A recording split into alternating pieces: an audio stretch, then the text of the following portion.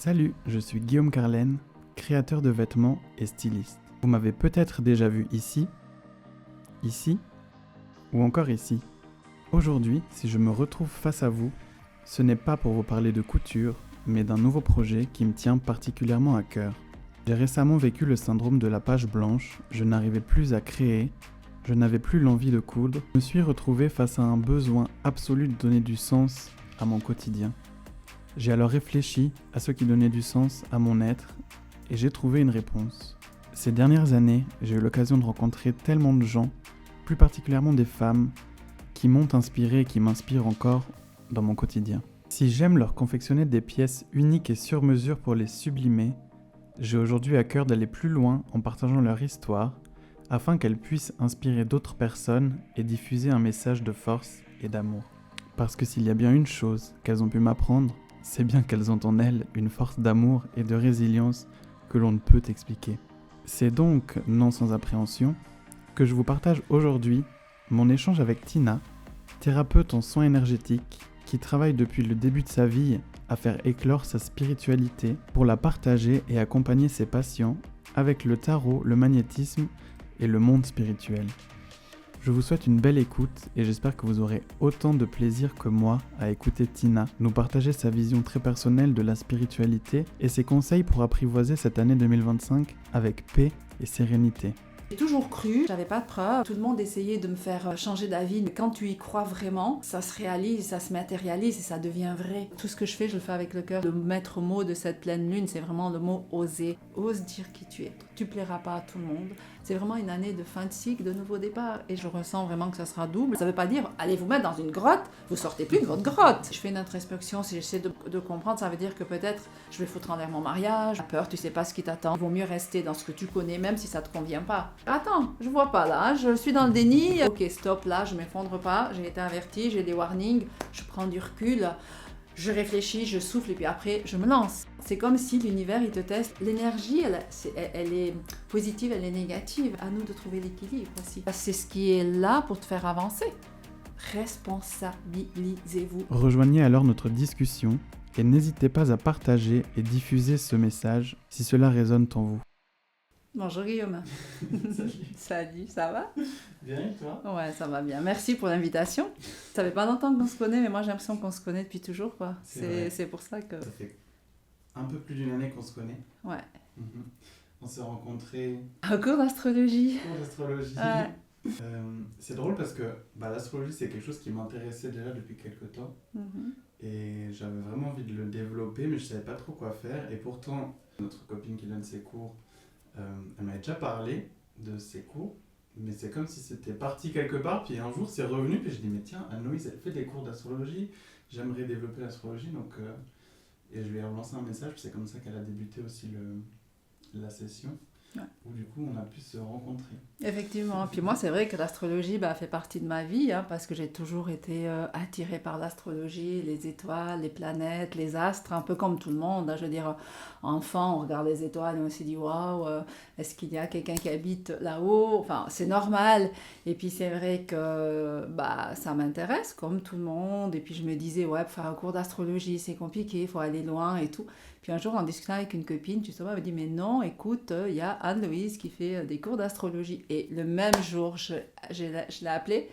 Et puis elle me dit « Ah, mais chouette pour l'appel, mais voilà, il faut quand même être 4 personnes, il faut essayer de trouver... » Et puis finalement, voilà, en une semaine, elle avait les 4 personnes et c'est parce que c'était aligné, justement. C'était aligné, les planètes, elles étaient alignées pour qu'on puisse se rencontrer. Enfin, moi, je l'ai vécu comme ça parce que ça a été de suite le coup de foudre amical, on s'entend. Clairement.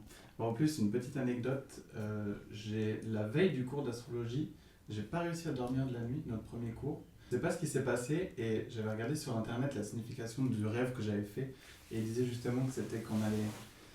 Tu pouvais rêver de ça comme tu allais rencontrer des gens qui allaient impacter ta vie et moi je me disais c'est un cours d'astrologie quoi.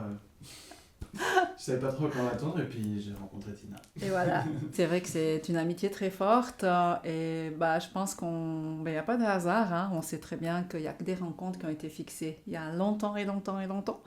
Et puis que voilà, on était destinés à se retrouver parce que c'était le bon moment, parce que c'était l'heure qu'on puisse... s'apporter ce qu'on doit s'apporter l'un l'autre. Et c'est vrai que depuis, je pense que c'est rare, hein, la semaine qu'on ne s'appelle pas. Et quand je t'appelle, tu me dis, mais je voulais t'appeler. Et c'est vice-versa, c'est comme ça. Donc oui, c'est une connexion qui est là, qui est très forte et il n'y a pas de hasard. Et d'ailleurs, ça nous est arrivé récemment encore, ce truc de on pense à la même chose en même temps. Et c'est pour ce podcast. Ouais, tout à fait. Ça faisait un petit moment que je voulais développer un podcast, parce qu'il y a des tas de gens autour de moi qui m'inspirent, j'aimerais pouvoir les mettre à l'honneur et les mettre en avant.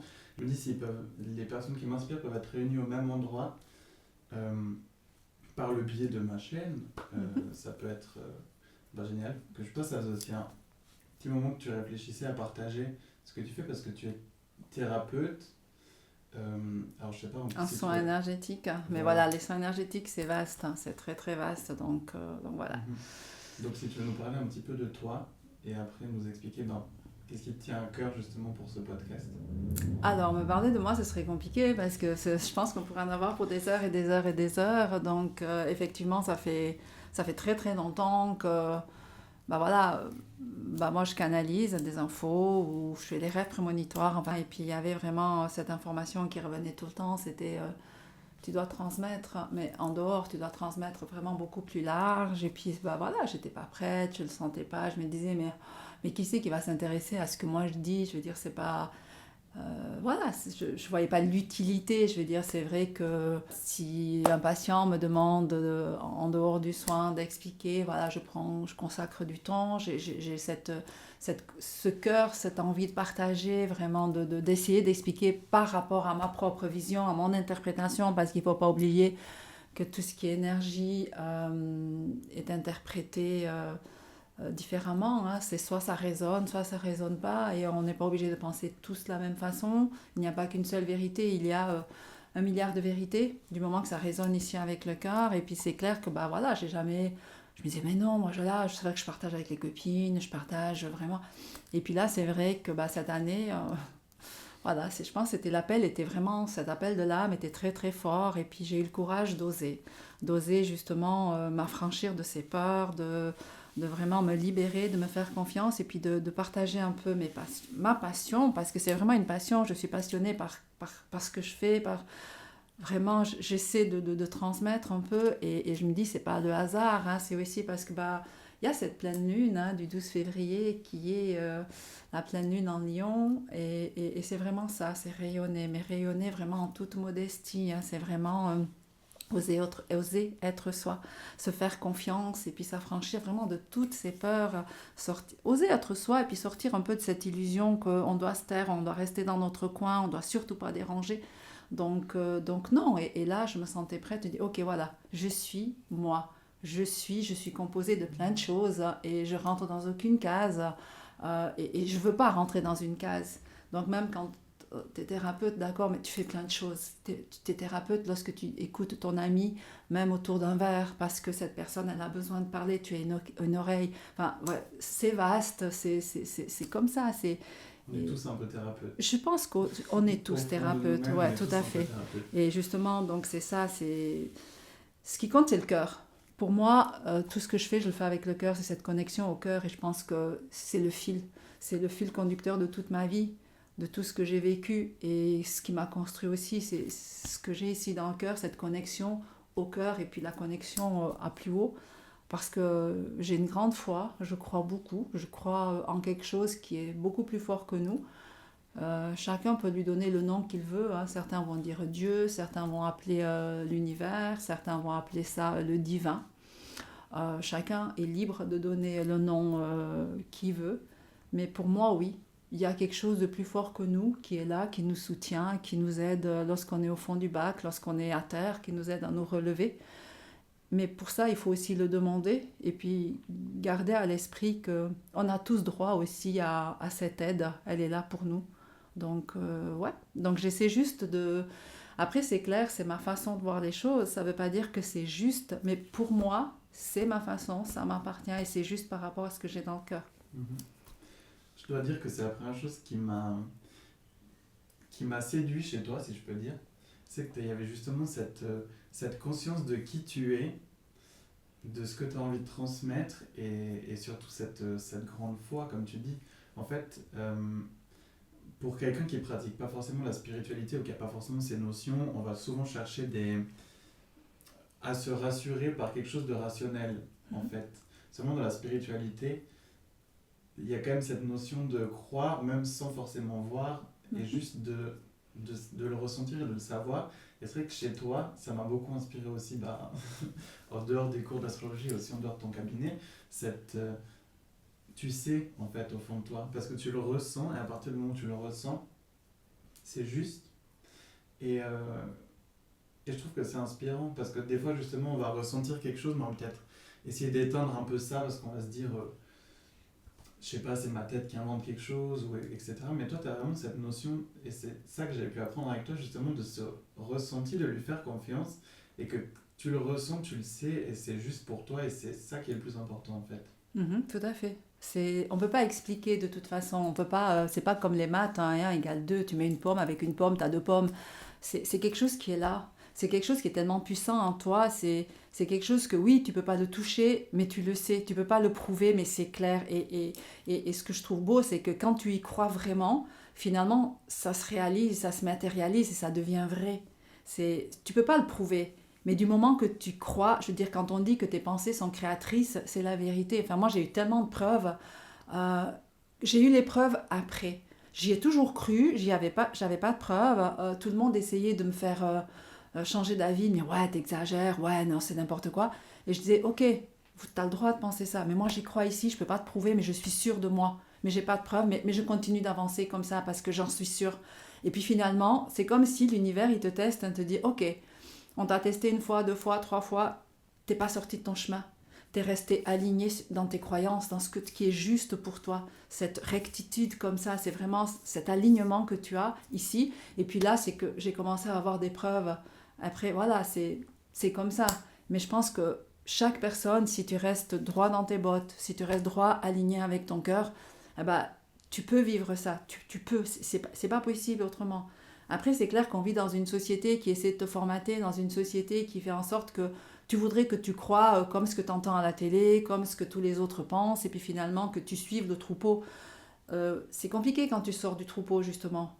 Mais tu as le droit de sortir aussi du troupeau. C'est pas grave, tu as le droit. D'accord? Ça veut pas dire que tu penses tout faux.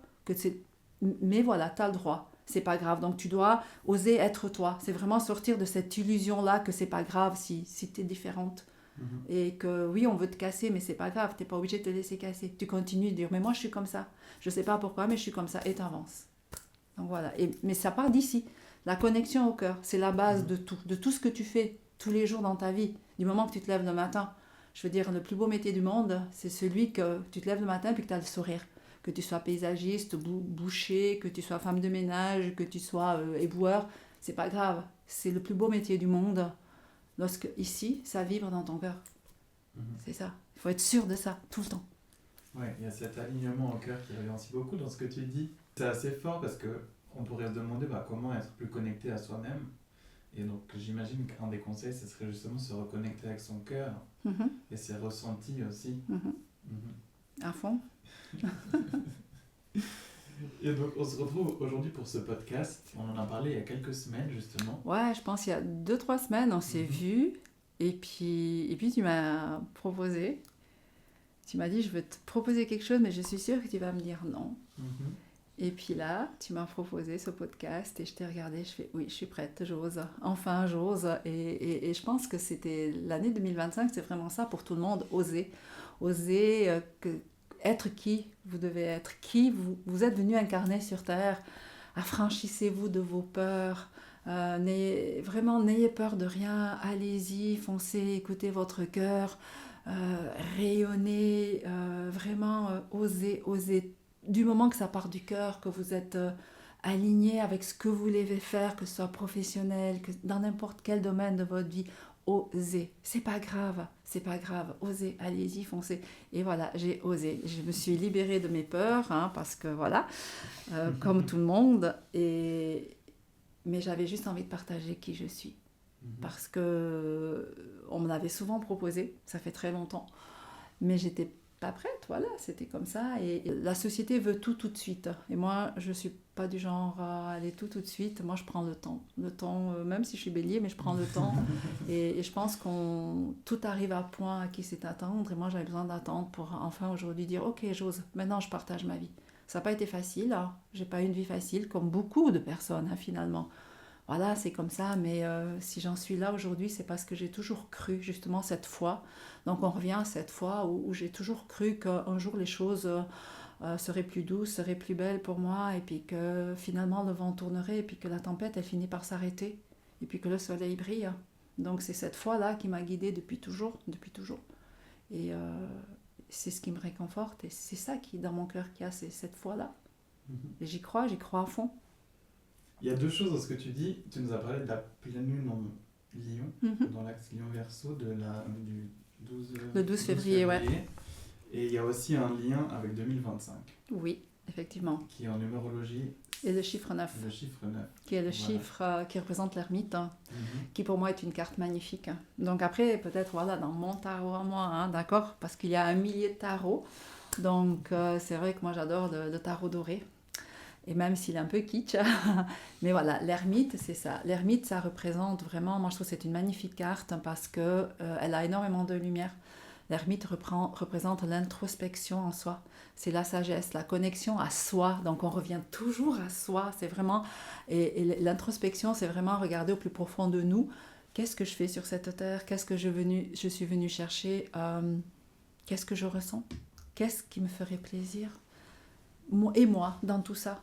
C'est vraiment l'introspection. C'est vraiment, moi je donne souvent cette image, c'est se dévêtir, se retrouver tout nu, enfiler une toge et partir dans une grotte ou dans un monastère pour être vraiment relié à ça, à soi, pour ne plus être impacté par cette société de consommation, pour ne plus être impacté par la société qui veut tout le temps plus de nous.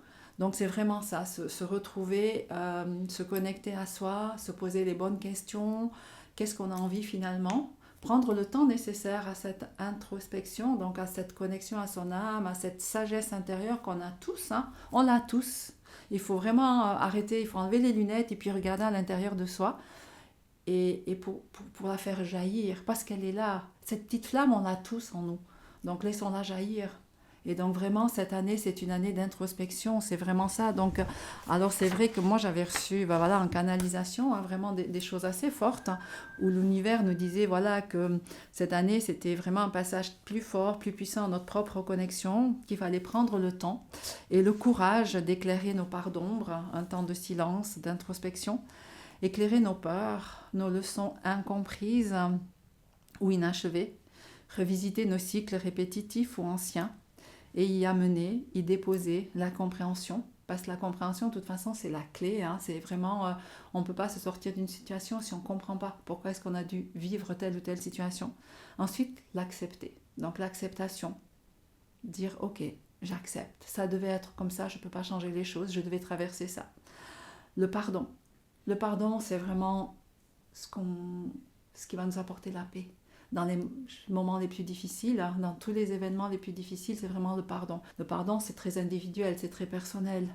Enfin, voilà, moi, j'ai dû pardonner certaines situations, hein, des situations très, très compliquées dans ma vie, mais j'y ai déposé le pardon, parce que le pardon amène à la lumière, à la paix, à la tranquillité, être serein, tout simplement.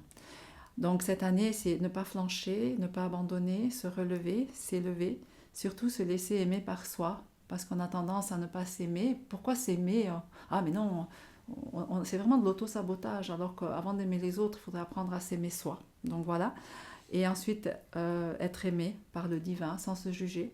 Donc j'ai terminé par cette phrase, à toi de guider chacun de tes pas vers le nouveau je, parce qu'il y a toujours une possibilité pour un renouveau pour soi. C'est vraiment une année de fin de cycle, de nouveau départ, et j'ai trouvé que ça me parlait justement pour un nouveau départ pour moi, c'est-à-dire, ose dire qui tu es, ose, n'aie pas peur du regard des autres, tu plairas pas à tout le monde, il y aura toujours des gens pour te juger. Ça fait partie de l'être humain, parce que l'être humain a plein de qualités, il a plein de défauts. C'est normal. C'est ces imperfections qui font que l'être humain est parfait. C'est ce qui nous permet d'apprendre aussi. Voilà, tout à fait. Entre nous, parce que si tout est linéaire tout le temps, on n'apprend rien, alors que quand quand tu vis une situation où quelqu'un te fait quelque chose qui te dérange ou qui va te faire réfléchir, bah justement, ça te permet d'évoluer aussi. Mais il ne faut pas oublier une phrase qui est très difficile, mais malheureusement, c'est la vérité. C'est cette phrase qui dit « Ce n'est pas dans le bonheur que tu grandis ».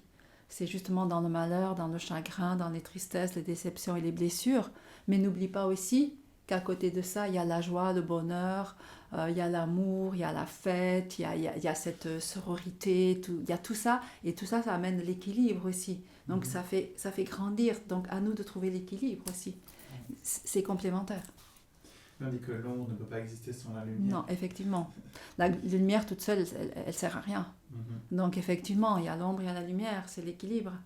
Mais cette pleine lune, finalement, qui est aussi dans l'axe du Verseau, elle peut nous amener à quelque chose de communautaire, non? Ouais, le Verseau, c'est ça, c'est cet amour universel, inconditionnel, mais il ne faut pas non plus être perché. On vit dans un monde beau, bisounours, c'est tout. Non. Non. Et je pense qu'il y a un énorme travail. Il ne faut pas se leurrer. On ne peut pas passer d'un monde à l'autre comme ça, c'est le nouveau monde. Non, c'est pas comme ça. Ça prend du temps. Ça prendra des années, mais ce qui compte, c'est de poser les premières pierres. C'est ça la base. Donc, oui. C'est pour ça que je trouve très bien cette pleine lune. Et pour moi, le maître mot de cette pleine lune, c'est vraiment le mot oser. Parce qu'avec ce lion qui rayonne, le lion a tendance à rayonner, à vouloir briller tout seul. Et le Verseau, il y a ce truc de communauté. Donc ça vient équilibrer cette énergie du lion qui a tendance à être flamboyant, vraiment, mais lui. Et puis le Verseau, c'est nous. Donc je pense que ça fait un super équilibre. Et c'est ça qui va permettre oser être qui on doit être, oser briller, mais tout en modestie, on s'entend justement avec cet équilibre de l'énergie du Verseau. Enfin, c'est mon ressenti, ça n'engage que moi, c'est ma propre vérité. Après, chacun est libre de penser autrement, c'est OK. Ça ne résonne pas ce que moi je dis, c'est OK. Merci pour tes partages, parce que on a eu l'occasion d'en parler comme souvent de pas mal de choses, et je suis ravi que tu puisses aujourd'hui partager ça à moi et bientôt à un peu plus de monde. Je t'en prie. Et donc quand on regarde la pleine lune, en fait, la pleine lune, elle est toujours à l'opposé du signe du soleil. Dans le sens, là maintenant c'est la période du Verseau. Donc c'est-à-dire quand on regarde, quand la pleine lune elle est pile en face du soleil, elle est dans le signe qui est opposé. Ouais. Et donc aussi complémentaire. Donc c'est pour ça qu'elles travaillent ensemble justement dans ce côté oser être soi-même et finalement en communauté aussi avec les autres. Tout à fait. Ce que je trouve intéressant aussi, c'est qu'il y a une certaine, c'est peut-être que à l'intérieur de moi, mais une dualité dans le sens où l'année 2025, qui est une année 9, il y a ce côté avec l'ermite où moi j'imagine replier sur moi pour vraiment avoir cette introspection et justement limite me couper du monde autour de moi. Alors que dans l'énergie finalement, on en a parlé, j'en ai parlé aussi avec d'autres personnes, et il y a comme cette petite flamme à l'intérieur, tu sais, qui se rallume pour pouvoir le partager avec le reste du monde, alors que l'ermite, moi j'ai vraiment en tête quelque chose où on revient à l'intérieur. Oui, mais à l'intérieur de toi, trouver justement cette flamme, parce qu'elle est là chez tout le monde. Parfois, elle est juste un petit peu éteinte. Donc, souvent, c'est vrai que l'ermite, les gens, ils pensent, voilà, je vais me couper du monde, je vais plus voir personne. Là, ça, c'est le côté négatif. Ça, c'est l'énergie. Je veux dire, l'énergie, elle est positive, elle est négative. Donc, si tu te coupes complètement du monde, là, tu vas être dans le négatif. C'est pas ça. L'introspection, c'est pas se couper du monde. Tu peux être en introspection lorsque tu es aussi en train de discuter avec quelqu'un en face de toi. Parce que tu vas exposer tes idées, tu vas exposer tes ressentis, parce que c'est ce qui vient de là. L'introspection, c'est ça. Va à l'intérieur de toi. Creuse. C'est vraiment comme si tu étais un puits. Donc, va au plus profond de ton puits. Et puis, toi, tu vas exprimer. C'est un partage, l'introspection, finalement. Et puis, l'autre en face, il y a du répondant, il va te dire oui ou non. Donc, l'introspection, l'ermite, moi, je vois ça aussi comme ça. Ça ne veut pas dire, allez vous mettre dans une grotte, vous sortez plus de votre grotte. Non, c'est pas possible. Enfin, moi, c'est pas la façon dont je ressens cette énergie. Alors, pas du tout. Ce serait trop triste. Et je ne sais pas qu'est-ce qui sortirait de là. L'ermite, tu peux dire aussi, voilà...